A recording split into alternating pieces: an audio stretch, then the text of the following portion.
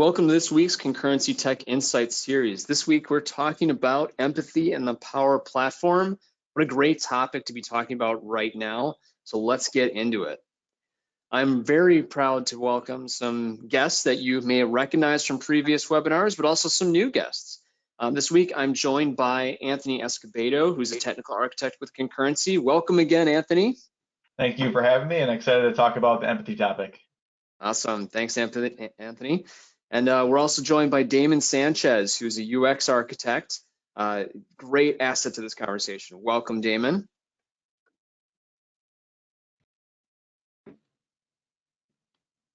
All right, Damon is there. And then we're also talking to Nick Rustad. Nick is an organizational expert out of our Minnesota branch, and he's a solution architect with Concurrency. Welcome, Nick. Yeah, glad to be here. Awesome. We have a great group of people here, and I'm Nathan Lesnowski. I'm Concurrency's Chief Technology Officer, and we'll get going.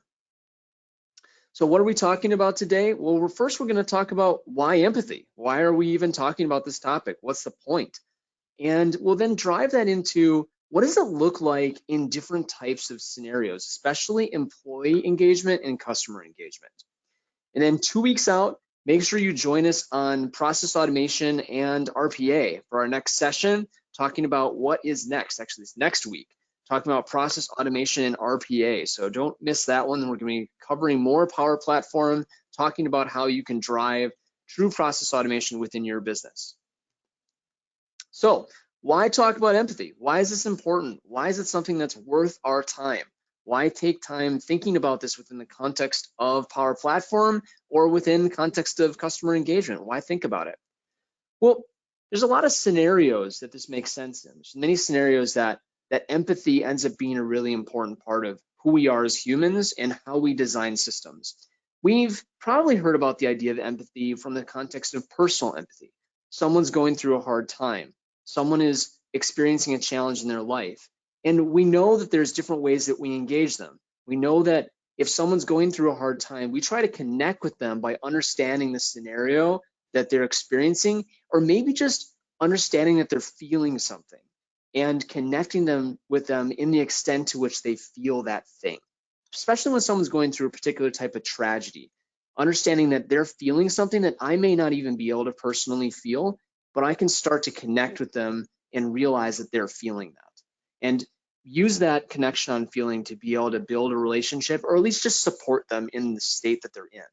That idea of personal empathy, the relationship with that person, the understanding of that person is important in the extent to which we serve them as a business or as an organization, both in terms of how we serve our employees and also in this extent to which we serve our customers. And those are two different modalities of this that we're going to talk about today. So when we think about this, it's first about the idea of engaging within experiences. And I wanted you to think about this within the context of a customer experience for a moment. Think about how when you engage an organization, sometimes you have frustrating experiences and sometimes you have really good experiences. And I'll share a story of where I had a bad experience that helps to bring out where empathy can be really important.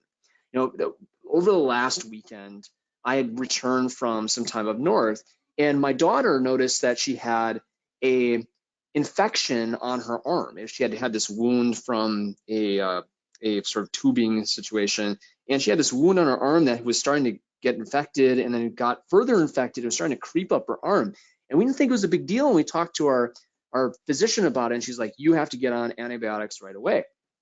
That experience with that physician was great. She responded to our email right away. She was engaging with us right away and provided us with immediate, not only service and intelligence, but also understanding this was important and helped to connect to us in that.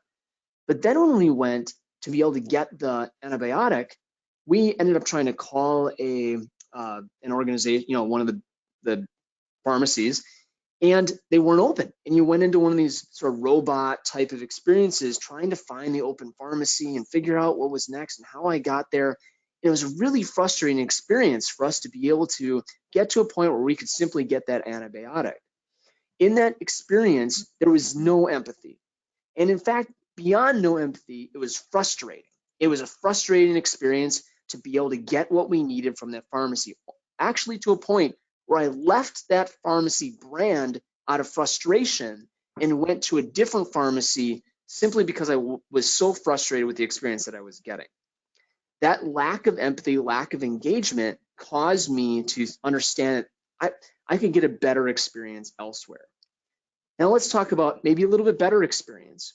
When we're thinking about an organization like Starbucks, we know that it's frustrating not to be able to be in person with the people that we're getting our coffee from. Like, we like going into the Starbucks. We know that we like that person who's there every week knows the coffee that I get. They know that I like it a certain way, and they know that I want this certain amount of froth and so on. Well, all of a sudden, I may not be talking to the same person, or perhaps I can't go into the store anymore. And Starbucks is trying to meet the customer where they're at by designing a system that embeds understanding of the customer. It may even embed a relationship with the customer to help to provide a more complete understanding of that experience, a more complete relationship with the customer, and a connection to a human being that approximates, maybe doesn't replace, but it starts to approximate the empathy that we may not be able to provide in person. Certainly that pharmacy that was giving me a bad experience, they would have preferred to have me talk to a person, but maybe they weren't able to because of the way that they set it up. But that ruined the customer experience for me. Starbucks is trying to do a better job of that by designing a experience for interacting with their employees that leverages technology and uses app type experiences to remember what I buy and where I buy it from, and maybe even route me to the right place to get something. So it understands I'm on my way to work, and maybe the best place for me to go might not be my normal Starbucks, but now they know where I'm getting that. They know what I'm going to buy, or they know what I like on my particular coffee that I get. So thinking about the idea of how technology might aid in providing the empathetic or maybe even just emotional intelligence to the experience that I'm driving. So to learn more about this, let's actually talk with the experts, which would be Damon and Nick. So Damon and Nick, let's start by asking a question about how should an organization look at empathy and development? Yeah, no, good question. So if we go on to the next slide. So my name's Nick Rusted. I'm on the strategic business consulting side at Concurrency. So I'm looking at strategy, some organizational behavior. I have an education background in organizational behavior and development. So when you look at this picture, what do you see? You know, the eyebrows raised a little bit, but what is she feeling? You know, when we program and when we, create applications, we can't really see a face to interpret. And that's really the best way, of course, to understand how someone's feeling and thinking is to get that. And there's a lot of conscious and subconscious cues that happen when you see a face. If we go on to the next slide. And so John Steinbeck, Grapes of Wrath, I mean, great author, he really felt that you can't really fully understand people unless you can feel them in yourself. And so that's really important. We, like what Nathan said about Starbucks, we want to relate to people. We want to have data, so that when we customize that experience, it's very personal to them so that they feel connected, and that all equals value. So let's go on to the next slide. So a little nerdy psychology here, but phenomenological is, it's a study of consciousness and the objects of direct experience. And empathy is not just a simple thing. There's actually 4 aspects of it, and it's really kind of looking at the relationship between the involuntary coupling or relationship between yourself and other people, the transposition of yourself, in place of that other person. So actually being in their shoes. And then the interpretation of oneself to other and other vice versa. So, like how are other people seen and in that role and that, in what they do in their lives, and then the moral perception of that other person. So empathy is quite complex. So empathy really is, it's really a wide range of experiences, and it's really the ability to sense other people's emotions so that you can kind of get a sense of what they're thinking, where they're at, what's their state.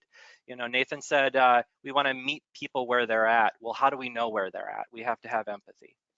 And so, Hey, Nick, yeah. quick question. So when we talk about empathy and we talk about the 4 different, versions of that, how do you see it being, being a consultant, you have to adapt, do you see those different versions just coming out naturally out of everybody? Do you see more than others? Where do you see those be relevant in the consulting world, but also just in everyday business and life? Yeah, yeah. So those four aspects are subconscious. That's what's really happening behind the scenes in your brain when an empathetic response is happening. Um, every customer client interaction that I have, I'm always trying to gauge empathy because I need to be a chameleon as a consultant. If the customer's upset, I need to be able to respond to that. If they're happy, I need to be able to respond to that. We have to adjust constantly to figure out what's the best posture in order to give the best experience. So it's not only Well, consulting, it's not only technology, but it's also that peer-to-peer. It's the Yeah, your teammate. It's those different types of. Okay, yeah, it's I wanted to everything. see where that fit. Yeah, yeah, well, I definitely. think It's to a good add to question. that, we have, there's sympathy, right? Hmm. And then there's empathy, and how, what's the difference between the two? And I think that's part of, to Nick's point, when we try to put ourselves in someone else's shoes to understand how they're going throughout their day, how they're going to interpret a certain experience. There is a little bit of sympathy in that, but at the same time, it's us putting ourselves through that experience and how it relates to technology. Hmm. Yeah, exactly. We need to have, technology needs to adapt to the person and the experience in order for it to be valuable. So we like valuable relationships. We go back to them. We talk to those people. We reach out to those people. We want that same experience for technology.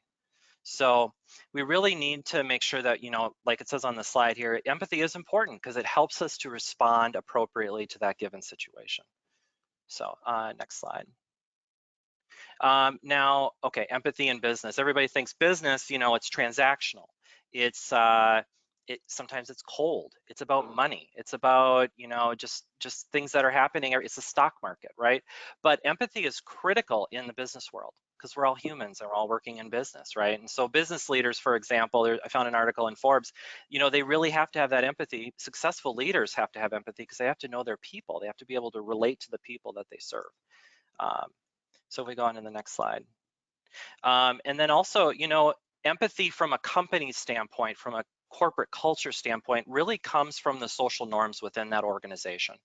So you're going to find a big difference on organizations that are maybe more intrinsically motivated, where they're motivated by how they feel. Intrinsic organizations tend to be healthcare organizations. Extrinsic organizations tend to be for-profit organizations, law firms, banks, where it's more about money, power, presence, that sort of thing. And so empathy is going to range widely in those situations. I'm working with some clients right now that are more intrinsically motivated, and empathy is a big thing that I'm always thinking about when I communicate with them. So have you guys, have you noticed differences in terms of the different types of organizations you work with and empathy? Yeah, absolutely.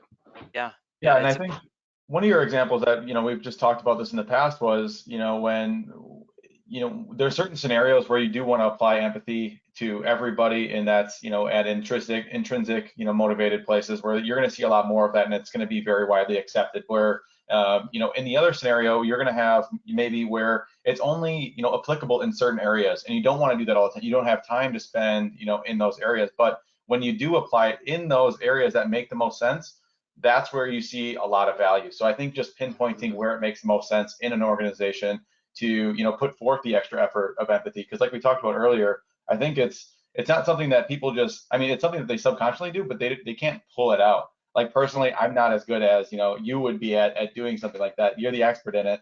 I'm able to do it in my own way, but I think if I were to do that in my everyday scenario, it's tough. Same thing with organizations. It'd be tough to do it in their everyday scenario. So being smart and moving that forward together is important. right, and that One goes thing to I've that seen is, chameleon aspect. Oh, sorry, Nathan. I was just gonna say, I think one thing I've seen is just authenticity. You can see that in organizations where authenticity is really the key aspect of what empathy really is, because I think sometimes people think empathy is just about feeling heard, but Mhm. feeling heard isn't really what it's about. It's the authentically being heard, Right. authentically really communicating, and you can't really fake it. When you see companies try to fake it, you see it fall apart. Yes, yeah, exactly. Empathy has to be authentic in order to have the true value, because there's a lot of those subconscious indicators and they're going to pick up on it right away. So, yep. Cool, awesome. All right. Well, so in this case, we've got a slide from Paul Rand. You know, design can be art, design can be aesthetics. Design is so simple. That's why it's so complicated. And I think it really speaks to everything that we were talking about, and that there isn't there is a quantitative and a qualitative aspect of what we're talking about, right? It's hard to count. It doesn't, you know, sometimes emotions don't weigh anything. There's something that need to be accounted for. And so really what we do, how do we put action to those words is we incorporate a human-centered process. You know, and what that means is, you know, it just facilitates an atmosphere of knowing who our audiences are, who our users are. You know, in Nate's example, you know, there was this sort of, is it a patron? Is it a user? Are they the same in this situation? You know, we tend to think of users as a user of an interface. A patron is in that total customer experience. It could be on the phone, it could be in a drive-through, it could be witnessing a print ad, it could be hearing a radio or TV. So the idea of how do we put methods around that to try to execute on that. And so what you're seeing here is a human-centered process. You know, understand, ideate, validate, build, and iterating through that. If we go to the next slide, you know, it's a process. It's a messy process. It's something that's very visceral. You know, it's getting, you know, in this sort of climate with COVID and everybody being remote, it has definitely put a damper on workshops. But with things like Teams, we're able to do everything that you're seeing on the right-hand side digitally. But it's understanding the motivations, the needs, pain points, effective communication strategies, getting that tribal knowledge out of you know, the users that are going to be incorporated into a system. And then to Nate's point earlier, he brought this up, it's getting an understanding of that emotional intelligence, you know, keying into what Nick was saying and what Anthony was saying also. And, you know, in here, what we're finding is if you have an understanding of emotional intelligence, you can use that to build better interfaces. And with the idea that if I know how somebody is going to use the interface, I can sort of plan that in. And it keys off of what Anthony was saying earlier, is that maybe this isn't applicable and maybe I can apply this in every situation, but maybe there's areas where we find that maybe there's a heavy loading screen or something like that, where we can say, you know what, I know you might be struggling right now, but just, you know, get a Snickers bar or something and come back. We'll be there in just a second. But those little things that sort of add to that. And so you have UI best practices, visual language, and when you're using all of that, there is a way to harness empathy through accessibility and inclusive design. And this is something that Microsoft has really been at the forefront of in the last couple of years. And it's a way of building emotional intelligence, but also meeting a client or a customer or a patron where they're at while they're experiencing the brand.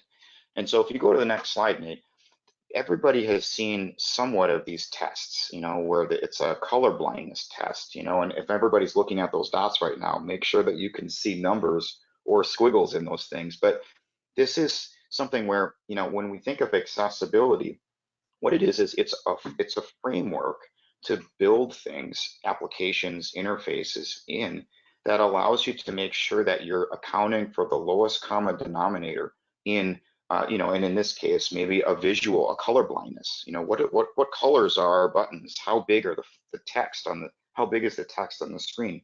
And how this relates to application building is once we understand and we have understood our users and our audiences, we can sort of use methods that allow us to incorporate inclusive design and accessibility. And again, Microsoft is at the forefront of this in some of their application tools and in their IDEs.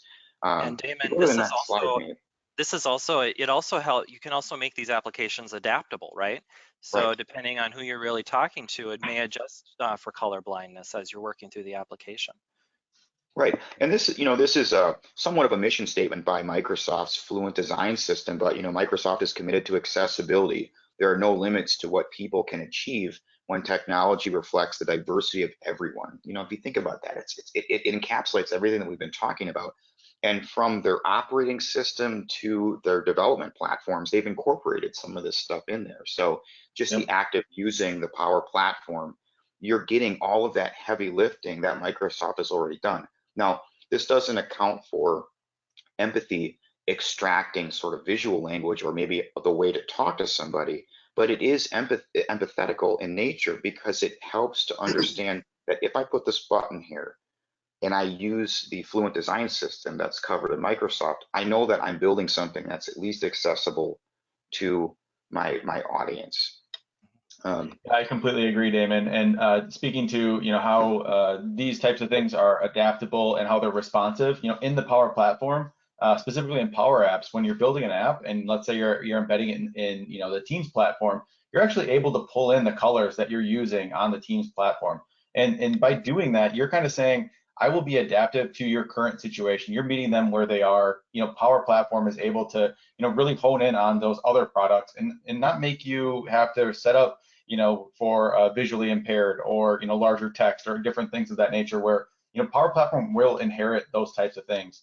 So when we talk about that, we're looking at the basically the detailed pane that's over here on the right. There's the Power Platform that provides that.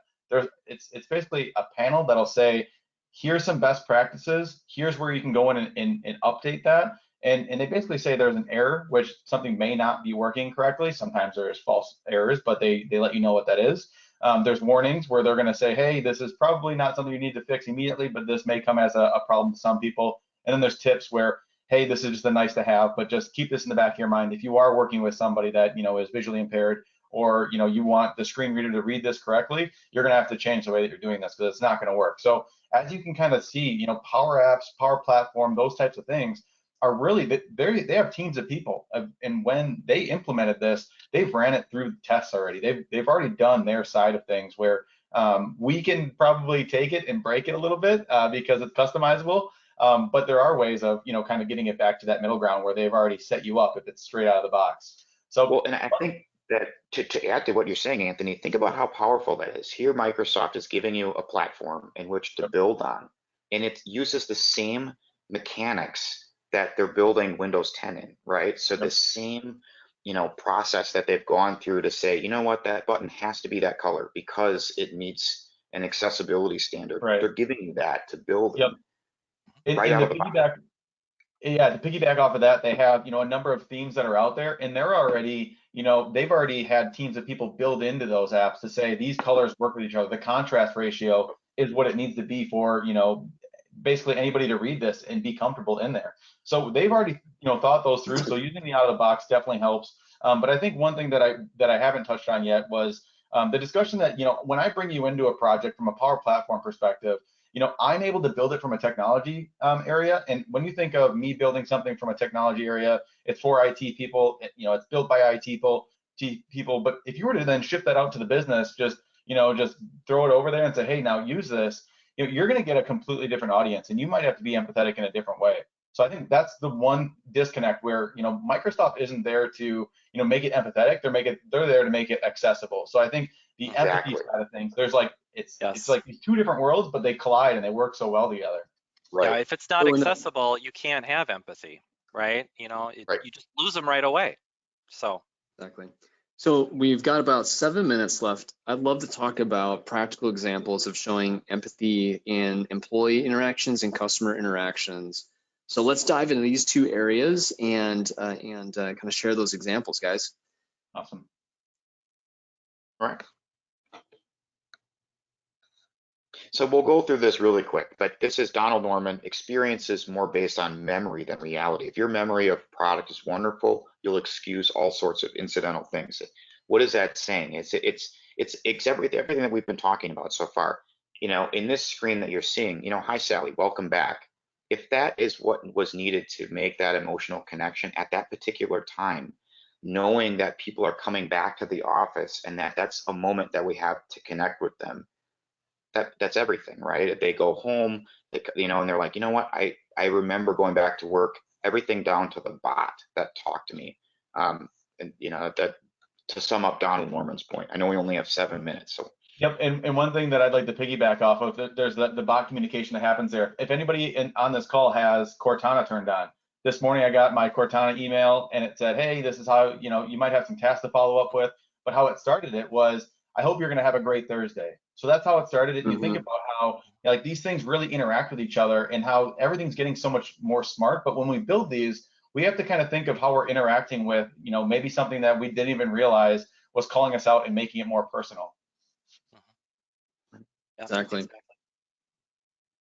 And on this screen, I think the small pieces that we really incorporated there was there's the My Team, My Schedule, the social distance planner, which kind of just speaks that we care about you and your family. And then there's the health screening tools, just saying, again, we're there for you. Here's some additional resources. So just, this whole app is really, it's empathetic. It's making sure that, the people that are in the office are safe, the people that are going home at the end of the day are safe, and just really walking them through that process. So we wanted to just kind of do a little tidbit there. Yeah, this app has been very popular with our customers because they can relate to it quickly and easy. Yep. Yeah. Let's talk a little bit about customer interactions. How would you bring empathy to those scenarios? So Nate, I'll take this one really quickly. And I think just to sum up, I know we're running out of time, but it's really the idea of, a customer and consumer are very synonymous terms, right? And the idea that early on we were talking about what's a patron, what's a user, and how closely those things are together with technology. In the device sort of ecosystem that we have, I might be experiencing a brand, a product, or a service through multiple different devices, through multiple different experiences, and how closely those are blurred together. Yep. Yeah. Yeah, I love this slide because this really talks about kind of the diversity of what's really happening in the marketplace.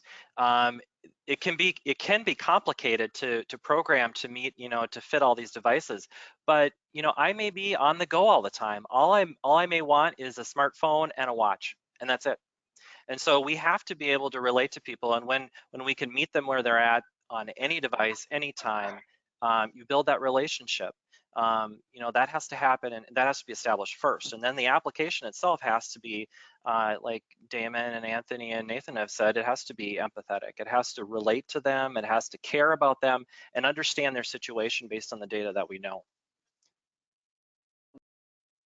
And again, just a visual to represent exactly what we're talking about, that sort of blurring of the lines between both of those experiences. And again, to bring it back, what's that perfect sales term? Say it once and say it again. I mean, this explains a lot of what it is that we've been talking about today, and that a user experience is just a piece of that sort of outer customer experience based on the types of input that I have, or the type of experiences or channels that I want to interact with a client, patron of a product or service. And when we think about how hard it is to sort of understand that, is it a phone call? Was it a poster in the break room? Was it the drive-through? Was I in my car? Those things are sometimes hard to quantify. And so if we have a human-centered process around that, it really does help to encapsulate. I think for me, it's that one user experience can drastically impact my perception of a brand, whether it's a positive one or a negative one. That little touch point, it could be a really bad experience that I had or a really good experience that I had, and that drastically impacts the way I perceive the brand because of its impact on me. And as a customer, that or an employee, that ends up being something that kind of sticks with you and either creates you into like a advocate for the brand, or it turns you into a big detractor for the brand. Mm-hmm. Yeah. There's a whole nother webinar right there, Nate. That Yeah, there you go. I know. Just one interaction, you can lose a Yep. customer. One interaction, and that interaction only took probably 2-3 minutes. Yep. Right, that's it. Yep. Gone. Yeah, it's critical. Yep, and it can be about a specific product that ruins it for a brand. So if this app didn't work the way that it does today, it could be the app that makes people go to a different company and try out their coffee and then never go back to Starbucks. So things like that can really turn an eye and then cause a ripple effects. Yeah. A lot of times you don't get that second shot, right? And especially how you deal with a situation when something's not going well means a lot. And in these apps that comes up, right? When something's broken in the app, how do you deal with it in a way that like captures the bad experience and helps to turn it around? Exactly. And the So power of Megan- testing. We have to test these, Mm-hmm. you know, and we also have to look at the behavioral side of it too. It's not just about making sure it works and it performs, but it's the behavior as well. So the best quote in the entire deck, and I know we're out of time, but people will forget what you said. People will forget what you did, but people will never forget how you made them feel. Mhm. It's such a powerful quote, and it sums up everything that we were talking about. You know, and you know, Nate, you know, to your point, that one single touch point, you know, if it caused you to rethink the way you thought of a brand, that's everything.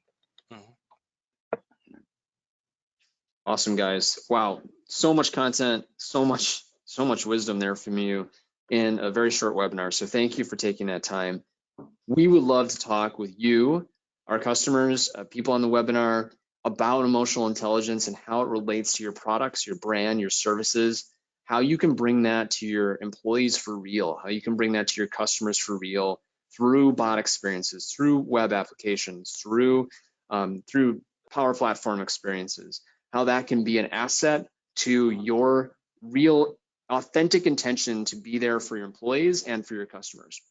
And our next webinar, we'll see you there on process automation and RPA, which really builds on a lot of the things we've been talking about and is a capstone on the idea of what it means to unite things like Teams and Power Platform and Flow, Power Automate into true automation activities. See you next week, and thanks for joining us on this webinar. Thank you. Thank you. Thanks, everybody. Bye.